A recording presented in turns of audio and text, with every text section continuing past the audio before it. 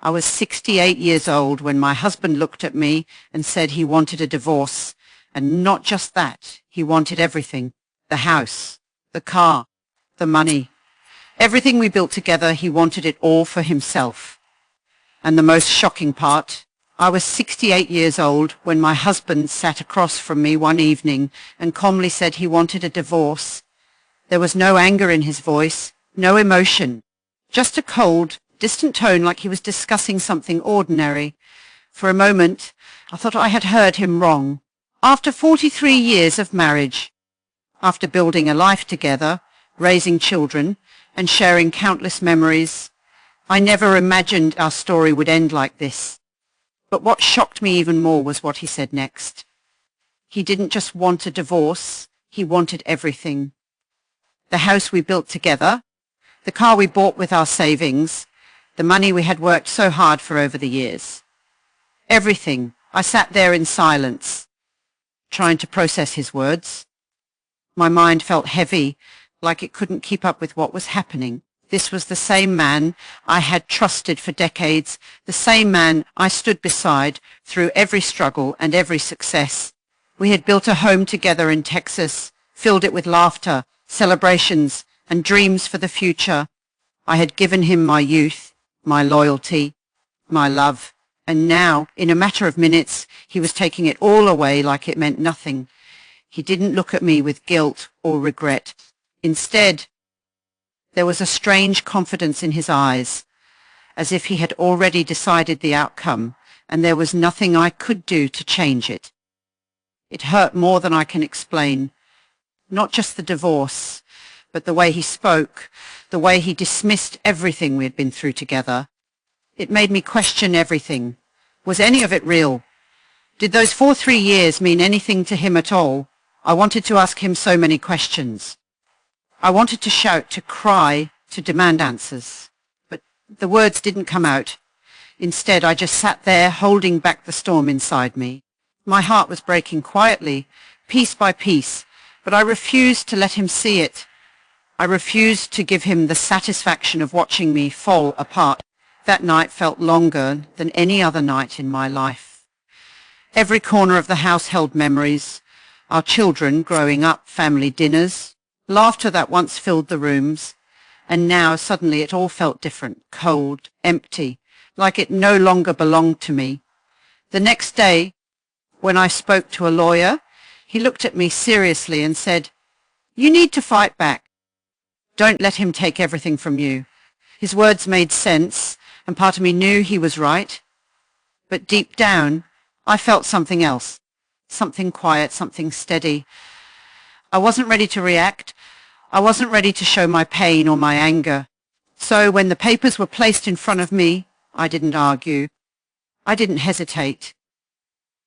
I picked up the pen with calm hands and signed my name.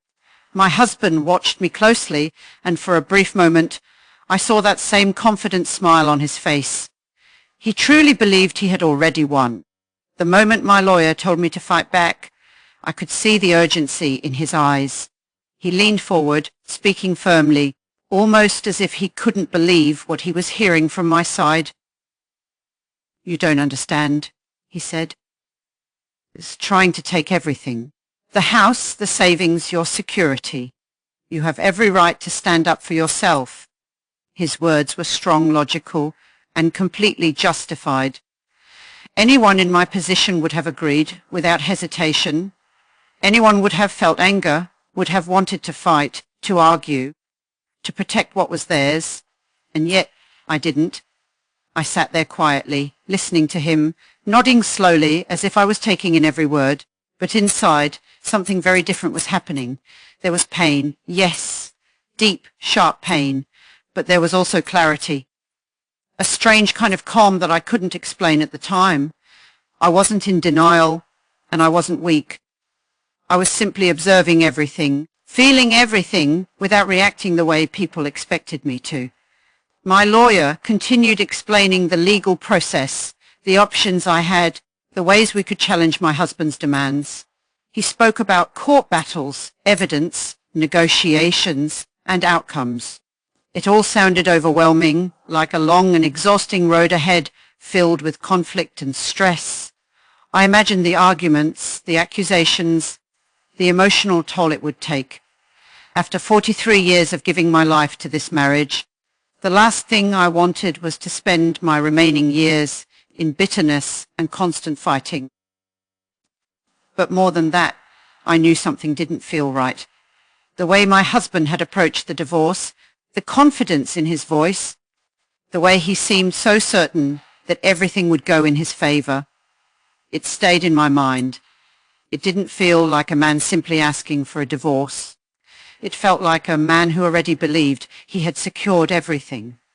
That confidence wasn't normal. And instead of reacting emotionally, I started paying attention to that feeling. When the paperwork was finally placed in front of me, the room felt unusually quiet. My lawyer looked at me, waiting for my response, probably expecting me to push back, to ask questions, to prepare for a fight. But I didn't. I picked up the pen slowly, my hands steady, my face calm. Inside, my heart was still heavy, still healing, but I didn't let it control my actions. I signed the papers. In that moment, it looked like I was giving up, like I was surrendering everything without resistance. Even my lawyer seemed surprised, almost confused by my decision. But what no one understood was that this wasn't the end for me. This wasn't defeat. It was the beginning of something else. I wasn't choosing silence because I was powerless. I was choosing silence because I needed time. Time to understand what was really happening. Time to see what he was hiding. Time to prepare myself in a way that no one would expect. When my husband saw my decision, that same confident expression returned to his face. It was subtle, but I noticed it. The slight smile. The relaxed posture, it told me everything I needed to know. He believed I had accepted everything. He believed I was too broken, too quiet, too weak to do anything about it. And that belief was exactly what I needed. For 43 years, I believed in us, not just in the idea of marriage, but in the life we had built together, step by step, through time, patience, and sacrifice.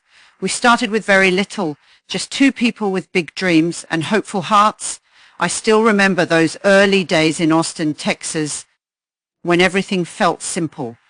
We didn't have much money, but we had each other, and back then, that felt like enough. We worked hard for everything we owned. I stood beside him through every struggle, long working hours, financial stress, the ups and downs that come with building a life from nothing.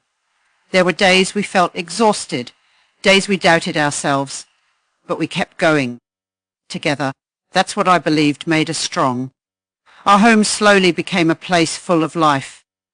I can still picture the laughter echoing through the rooms, the small footsteps of our children running across the floors, the sound of family dinners where everyone talked at once.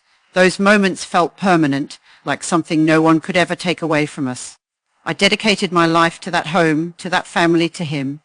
I trusted him in ways that go beyond words. I trusted his decisions, his choices, his promises. When he said things would be okay, I believed him. When he made plans for the future, I stood by his side without hesitation. I never questioned where he went, who he spoke to, or how he handled things. Not because I was careless, but because I truly believed in him. I believed in the man I thought I knew. Years turned into decades, and our lives became deeply connected in every way. Our finances, our responsibilities, our dreams, everything was shared. I never thought of mine, and his is always his. That's how I lived my life for 43 years, giving, supporting, trusting. Looking back now, I realize how much of myself I poured into that relationship. I gave him my time, my energy, my loyalty. I put his needs before mine more times than I can count. I stayed strong during difficult times, even when I felt overwhelmed, because I believed that's what love was, standing by each other, no matter what. There were good years, beautiful years filled with joy and peace. Birthdays, anniversaries, quiet evenings spent together, small moments that made life feel complete. I held on to those memories tightly because they were real to me. They mattered to me, and maybe that's why the pain cut so deep, because when you spend 43 years believing in something, building something, giving everything you have to it, you don't expect it to fall apart so suddenly. You don't expect the person you trusted the most to become a stranger. I used to look at him and feel comfort, safety, familiarity. But somewhere along the way, without me even realizing it, that connection started to fade. Or maybe it changed only on his side. While I remained the same, loyal, trusting, committed, I often ask myself now, were there signs I ignored, moments I didn't pay attention to? Or was I simply too focused on holding everything together that I forgot to look closer? But at that time, I wasn't questioning anything. I was living my life with full trust in the man I called my partner, believing that what we had built together would last forever. At first, it was nothing obvious. Just small things, the kind of things you almost ignore because you don't want to believe they mean anything. After 43 years of marriage, you don't immediately think something is wrong. You tell yourself it's just stress, just a phase, just life changing a little with time. But slowly, those small things started to feel different. He began taking phone calls late at night. At first, I didn't question it. People have conversations, sometimes important ones. But then I noticed how he would leave the room whenever the phone rang. The way his voice would drop, almost to a whisper. And if I happened to walk nearby, he would quickly end the call or step outside, like he didn't want me to hear even a single word. It felt strange, but I stayed quiet. Then there were the messages. I would see his phone light up with notifications, but he became very careful with it. He started keeping it face down, always close to him, never leaving it unattended like he used to. Even when we were sitting together, his attention was somewhere else, like his mind was busy with something or someone I couldn't see. I told myself I was overthinking, but then came the expenses. One day, while organizing some papers, I noticed charges that didn't make sense. Amounts spent at places I had never been to with him. Restaurants with names I didn't recognize. At first, I thought maybe he had gone out with friends or colleagues. It happens. But something about it didn't feel right. There was a pattern, a repetition, like these visits weren't random. I didn't ask him. Instead, I kept watching. A few days later, I found a receipt in his pocket while doing the laundry. It was from a restaurant, a place we had never visited together. The date was recent. The amount was enough for 2 people, maybe more. I stood there for a moment, holding that small piece of paper, feeling a quiet heaviness settle in my chest. Still, I said nothing. His behavior continued to change in subtle ways. He became more distant, less interested in conversations, less present even when he was physically there. There were moments when I would speak, and he wouldn't even hear me, like his thoughts were somewhere else entirely. The man I had spent my life with was slowly becoming unfamiliar. I started noticing how he dressed differently when he went out alone, a little more careful, a little more polished.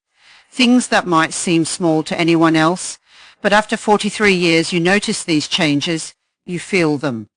And with every passing day, that quiet feeling inside me grew stronger. Something wasn't right. But I wasn't ready to face it completely. Not yet. Because accepting the truth meant accepting that everything I believed in might not be real anymore. So instead of confronting him, instead of asking questions, I was afraid to hear the answers to. I stayed silent. And I kept watching. Because deep down, I knew these were not just small changes. They were the beginning of something much bigger that was slowly revealing itself right in front of me. The truth didn't come all at once. It didn't arrive with a single moment or a clear confession. It came slowly, piece by piece, until it was impossible to ignore, There was a day I remember clearly. The house was quiet, and he had left in a hurry, saying he had something important to take care of. He seemed distracted, almost nervous, and for a brief moment, he forgot his phone on the table. That alone was unusual. He never left his phone behind anymore. It was always with him, like something he couldn't risk losing. I stood there, looking at it. For a long moment, I didn't move. My heart was already beating faster, like it knew something my mind wasn't ready to accept. I had never been the kind of person to invade someone's privacy, especially not his. After 43 years, trust wasn't something I questioned. It was something I lived by.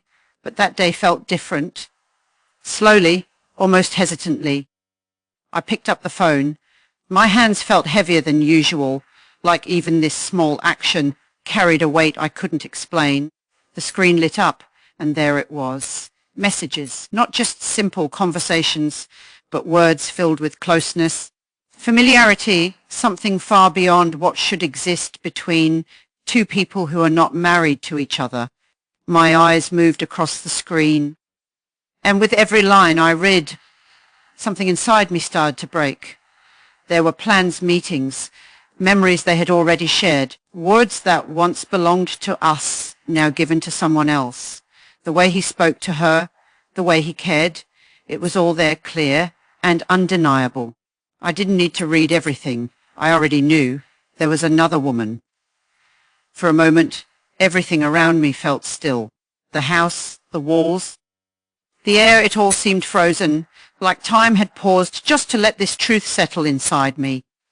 My chest felt tight, my breathing slow and heavy, but no tears came, not yet. It wasn't just the betrayal that hurt. It was the realization that while I was holding on to our life, believing in our years together, he had already moved on. He had already created a space in his life for someone else, a space that once belonged to me. I placed the phone back exactly where it was, careful not to leave any sign that I had seen anything.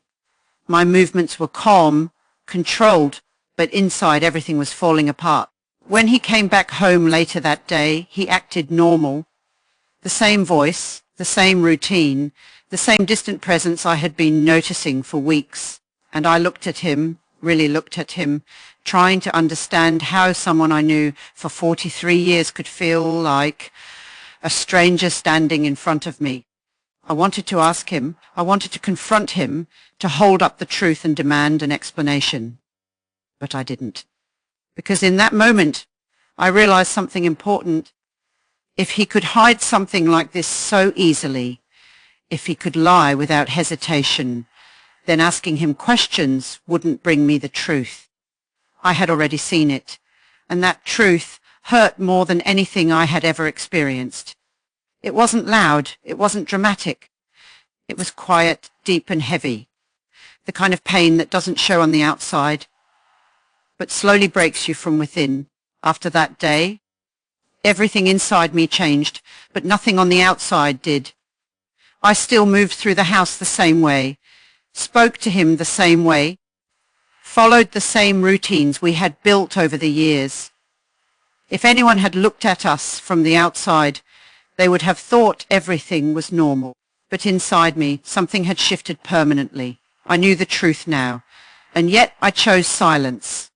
Not because I was afraid, but because I understood something he didn't. Reacting in that moment, shouting, confronting, breaking down, would have only given him control. It would have shown him exactly how much power he still had over my emotions.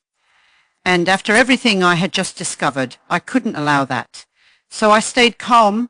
I watched him more carefully now, not with suspicion, but with awareness. Every word he spoke, every excuse he gave, every time he left the house, I noticed it all. The patterns became clearer, the gaps in his stories more obvious. It was like a puzzle slowly coming together, piece by piece, without me having to ask a single question. At night when the house was quiet, my thoughts would grow louder.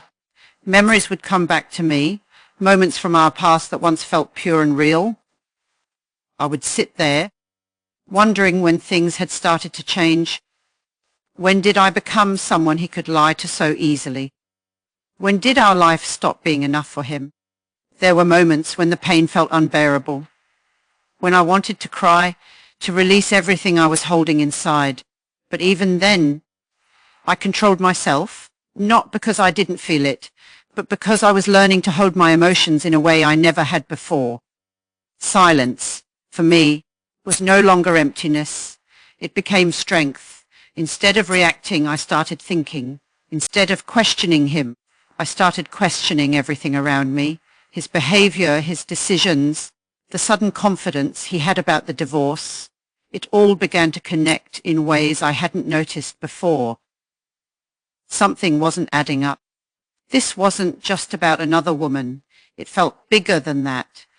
The way he was rushing the divorce, the way he wanted everything so quickly. It didn't feel like someone simply walking away from a marriage.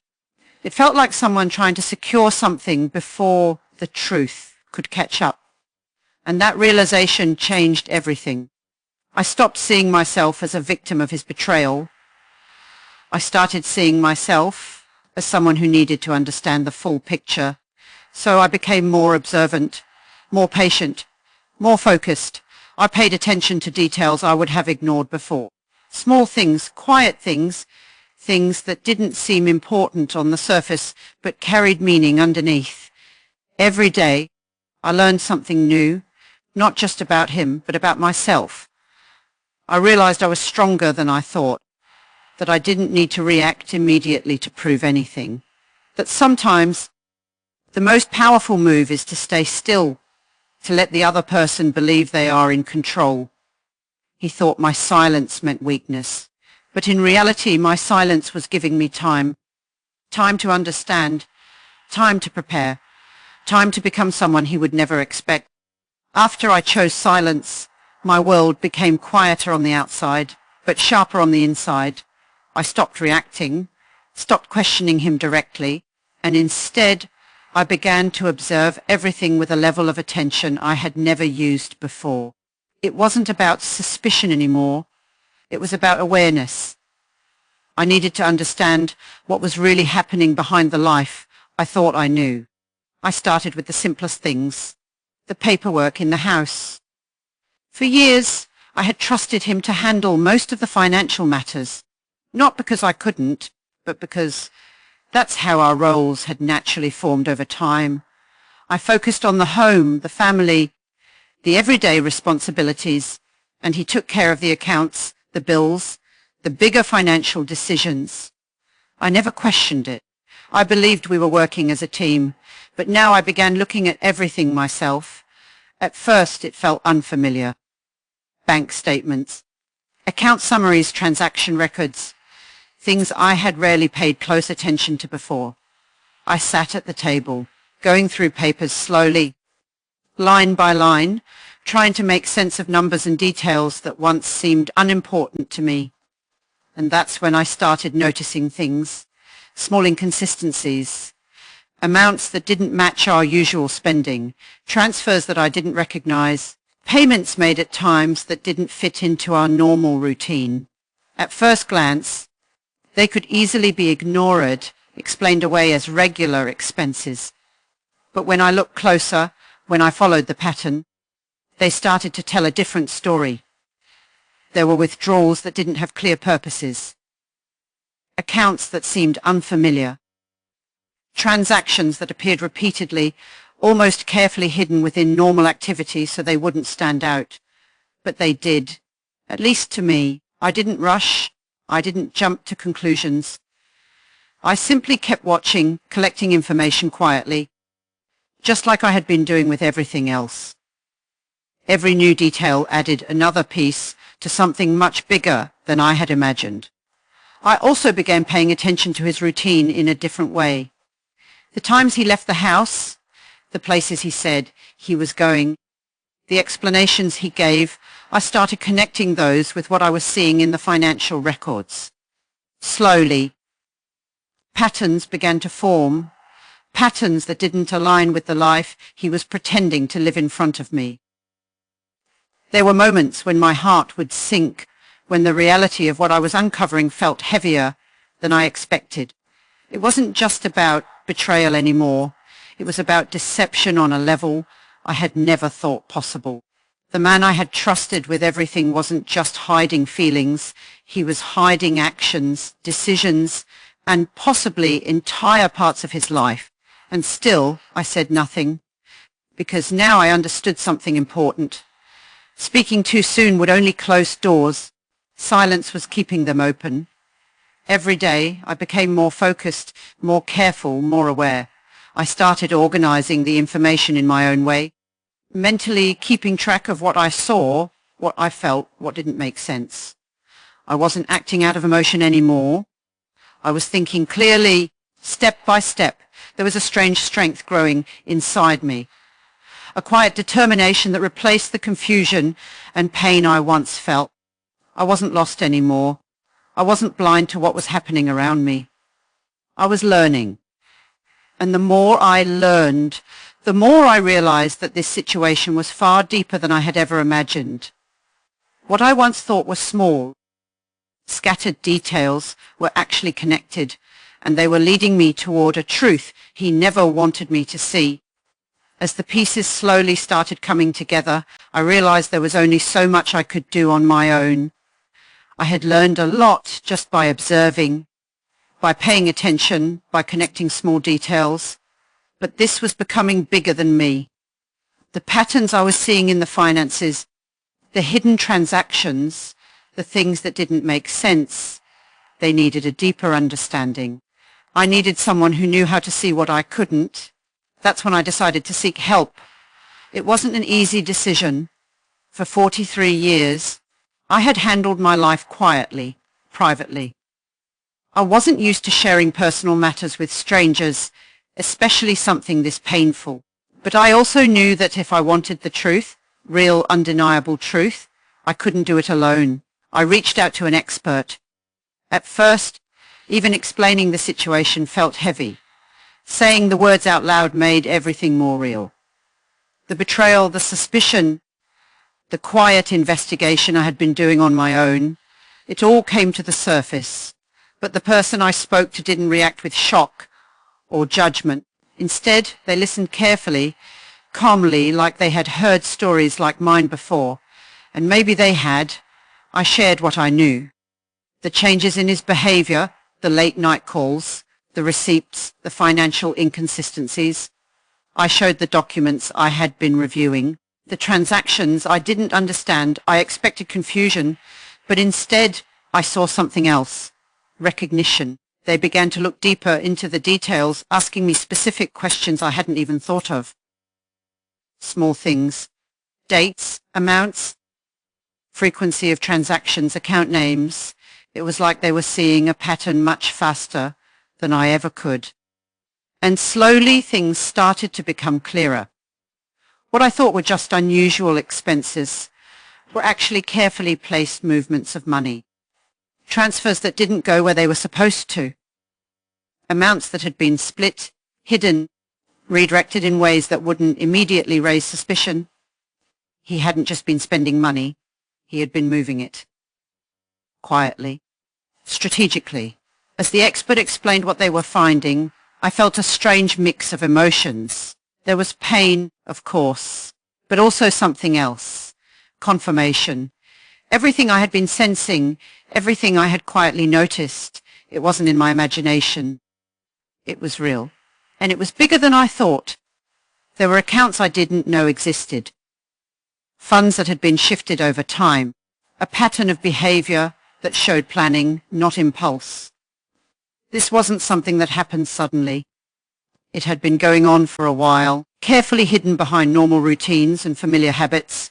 I sat there, listening, absorbing every word. My heart felt heavy, but my mind felt clearer than ever before. For the first time, I wasn't just feeling the truth.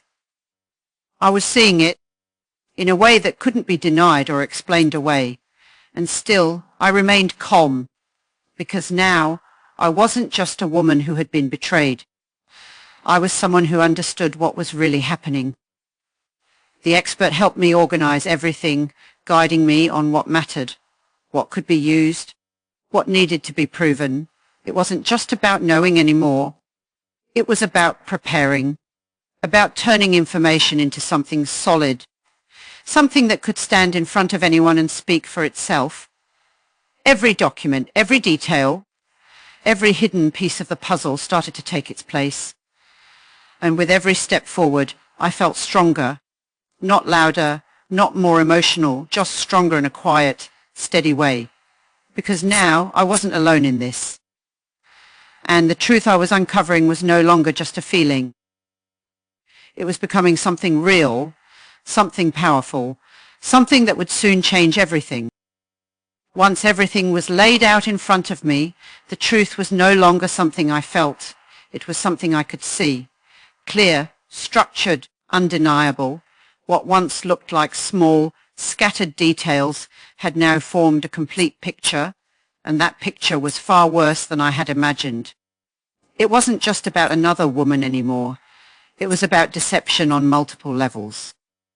With the experts' help, we went deeper into the records. Every transaction was analyzed, every account traced, every pattern examined carefully. What we found wasn't random. It was intentional. Money had been moved in ways designed to stay hidden, small amounts transferred over time, accounts opened quietly, funds redirected so they wouldn't raise suspicion. He hadn't just been dishonest. He had been planning. There were accounts I had never heard of, connected in ways I didn't even know were possible. Some transactions were disguised as normal expenses, blended into everyday spending so they would look ordinary. Others were moved through different channels, making them harder to follow unless you knew exactly where to look. But now we knew where to look. Every new detail felt like another layer being uncovered. And with each layer, the reality became clearer. This wasn't a mistake. This wasn't a moment of weakness or poor judgment. This was a system, carefully built over time, designed to protect him while leaving me in the dark.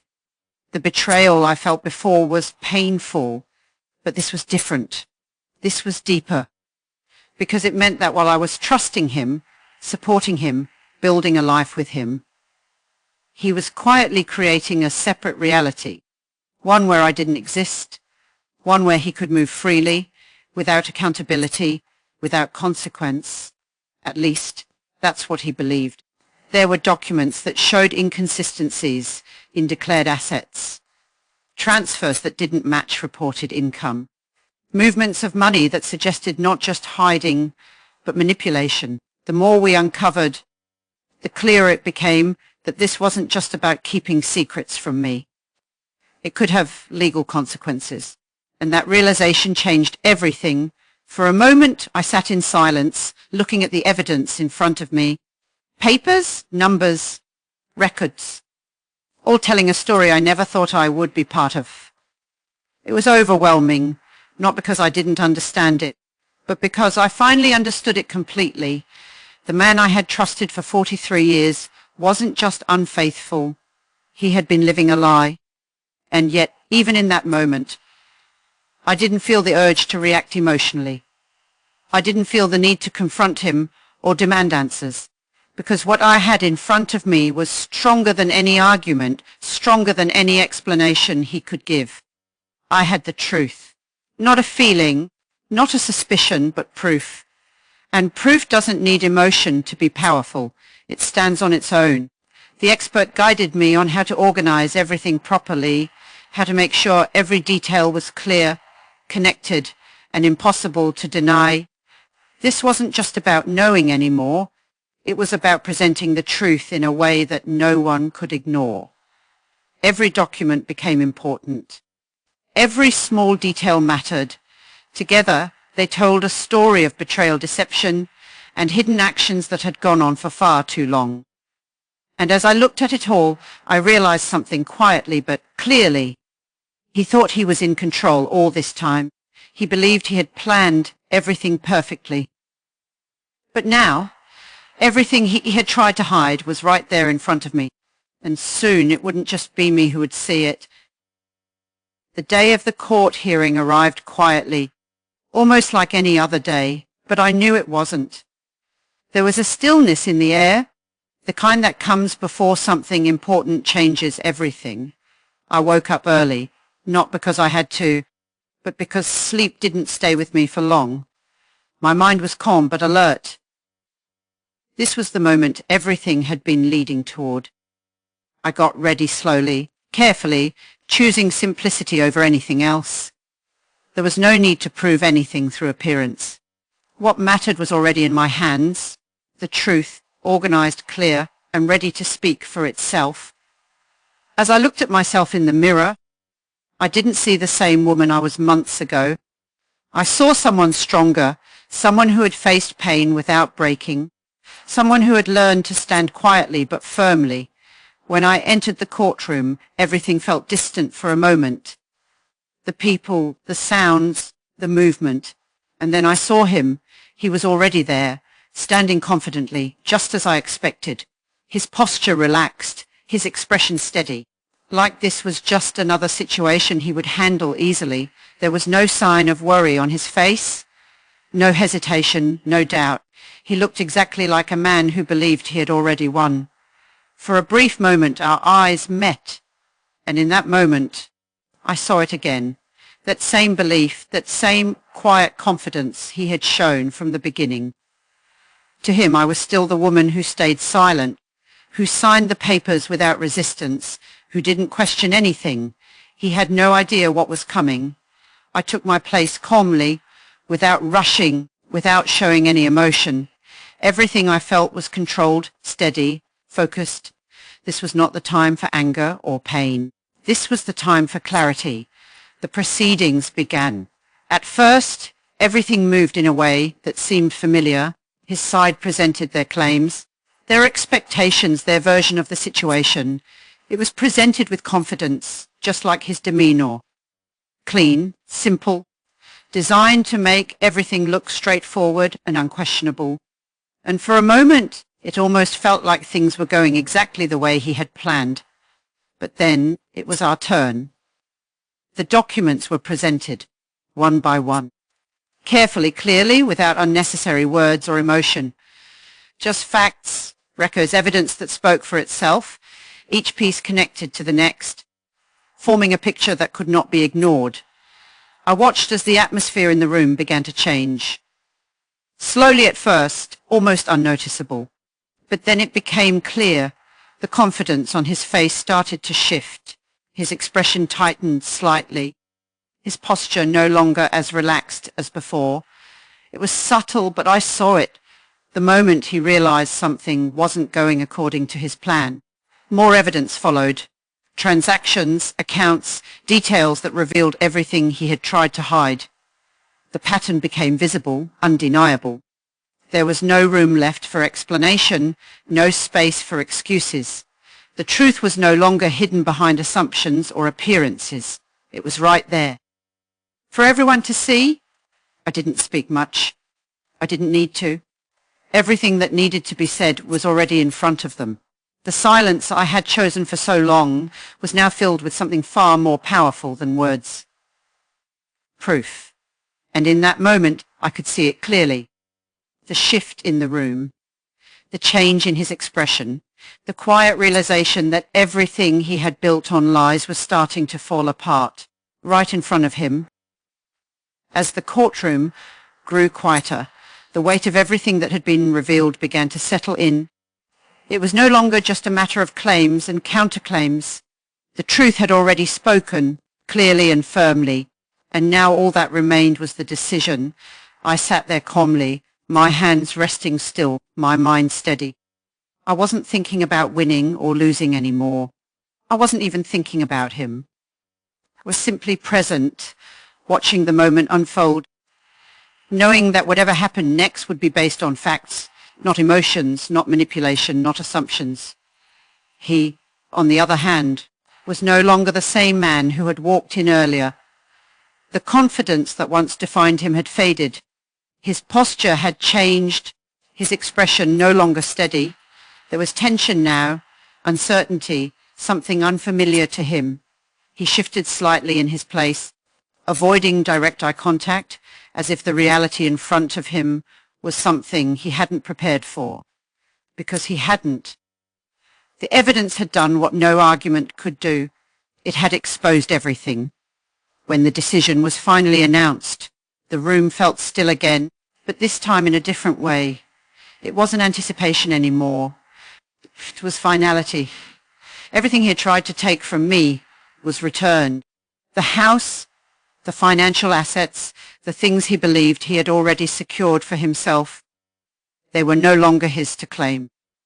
The truth behind his actions had changed everything, and the outcome reflected that completely. But it didn't stop there. What he had done, the way he had hidden money, manipulated accounts, and tried to present a false reality, it carried consequences beyond just our marriage. This wasn't just about betrayal anymore. It had crossed into something more serious, something that couldn't simply be ignored or dismissed. His career, the reputation he had built over years, the image he had maintained in front of others, it all began to collapse under the weight of what had been revealed. The same confidence he once carried now had no place to stand, and in the end, even his freedom was no longer untouched. I didn't feel joy in that moment. I didn't feel the kind of victory people often imagine. What I felt was something quieter, something deeper. Closure. Not because he lost, but because the truth was finally seen for what it was. For so long, everything had been hidden behind silence, behind assumptions, behind the life we once shared.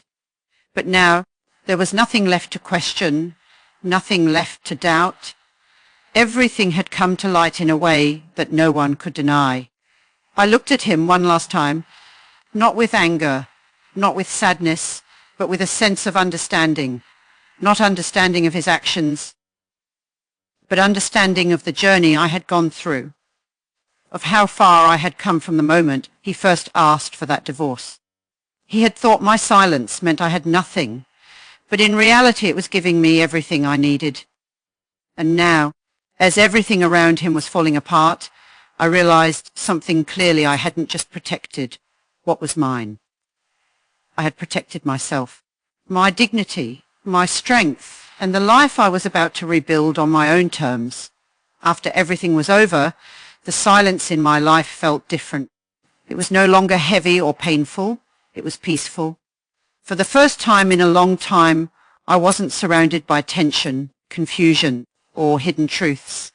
I was surrounded by clarity. The house we had once shared no longer felt like home. Every wall carried memories, but those memories no longer brought comfort. They felt distant, almost like they belonged to another life, a life I had already outgrown. So I made a decision, not out of sadness, but out of understanding. I sold the house. It wasn't easy letting go of a place where I had spent so many years, where my children had grown up, where I had built a life piece by piece. But I knew that holding on to it would only keep me connected to something that no longer existed. And I wasn't that person anymore. I chose a smaller home, simple but beautiful in its own way, a quiet place where everything felt new. There were no memories tied to pain, no reminders of betrayal, just space. Space to breathe, to think, to exist without carrying the weight of the past. At first, the quiet felt unfamiliar, but slowly it became comforting. I began to build a new routine, one that belonged only to me. I woke up when I wanted, spent my time the way I chose, and started doing things I had never given myself the chance to explore before. Small things at first, reading, walking, learning new skills. Then bigger things, meeting new people, visiting new places, allowing myself to experience life beyond the limits I had once lived within. For so many years, my identity had been connected to my role as a wife, as part of a partnership. I had shaped my life around someone else, around shared responsibilities, shared decisions. And now, for the first time, I was discovering who I was on my own. It wasn't lonely. It was freeing. I started to understand that being alone doesn't mean being weak. it doesn't mean something is missing. Sometimes it means you finally have the space to become who you were always meant to be. There were still moments of reflection, of course. Moments when I would think about the past, about the years I had given, the memories I had lived. But those thoughts no longer brought pain. They brought perspective. They reminded me of how much I had grown, how much I had learned. I had faced betrayal, loss, and uncertainty, and I had come through it stronger, not louder, not harder, but stronger in a quiet, steady way. I no longer felt the need to prove anything to anyone. I didn't need validation, didn't need approval. I knew my worth now, in a way I hadn't before, and that knowledge gave me a kind of peace that nothing could take away. Today, my life is simple, but it is mine. Every decision, every step, every moment belongs to me. And that is something I value more than anything, because I have learned that strength doesn't always show itself in loud actions or dramatic moments. Sometimes it exists in quiet choices, in walking away from what hurts you, in choosing yourself, even when it's difficult, in starting again, even when it feels late. And now, as I move forward, I carry that lesson with me, not as a reminder of what I lost, but as a reminder of what I found within myself. A strength I never knew I had until I needed it the most. And now, as I move forward, I carry that lesson with me, not as a reminder of what I lost, but as a reminder of what I found within myself.